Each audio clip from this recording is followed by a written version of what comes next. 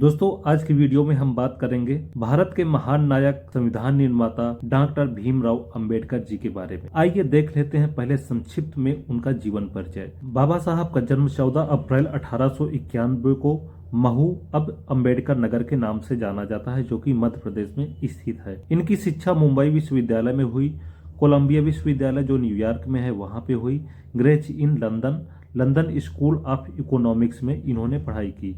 इनके संगठन का नाम था इंडिपेंडेंस लेबर पार्टी, अनुसूचित जनजाति federation, Republic party of India. लोग बाबा साहब के नाम से भी इन्हें संबोधित करते हैं। बाबा साहब को भारतीय संविधान के निर्माता, दलितों के मसीहा, आधुनिक मनु के नाम से भी सम्मानित किया गया। उपलब्धियां विशेष थी।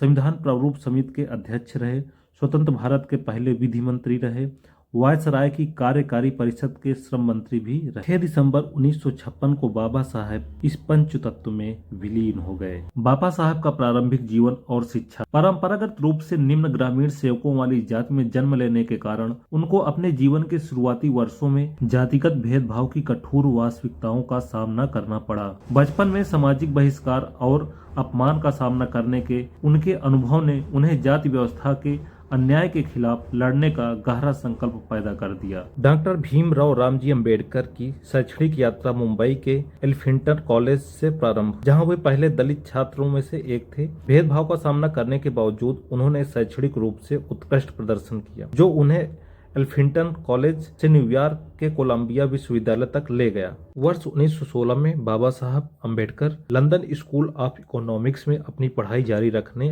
और ग्रेज इन में कानून की पढ़ाई करने के लिए लंदन चले गए। विदेश में पढ़ाई पूरी करने के पश्चात डॉक्टर BR अंबेडकर वर्ष 1920 के दशक की शुरुआत में ही भारत लौट आए और उस समय भारतीय समाज में व्याप्त सामाजिक अन्याय, भीमराव राम जी को जाति भेदभाव और उन्मूलन, हाशिए पर रहने वाले लोगों के उत्थान के लिए आजीवन संघर्ष की राह पे ले गया। बाबा साहब अंबेडकर के नेतृत्व में किए गए प्रमुख सार्वजनिक कार्यों में से एक 1927 का महाड़ सत्याग्रह था, जिसका उद्देश्य महाराष्ट्र के महाड़ में सार्वजनिक कुएं से जल का उपयोग करने के दलितों के अधिकार को स्थापित करना था। इस तरह 1930 के कालाराम मंदिर आंदोलन का उद्देश्य दलितों को हिंदू मंदिरों में प्रवेश करने का अधिकार सुरक्षित करवाना था। सामाजिक सुधार के लिए कानूनी मार्गों को महत्व को पहचानते हुए डॉक्टर साहब ने ब्रिटिश अधिकारियों के सामने दलित का प्रतिनिधित्व किया। उन्होंने लंदन में गोलमेज सम्मेलन में दलितों के प्रतिनिधि के रूप में भाग लिया और दलितों के राजनीतिक प्रतिनिधित्व को सुनिश्चित करने के लिए एक अलग निर्वाचन क्षेत्र की वकालत भी की। बाबा साहब के प्रयासों के परिणाम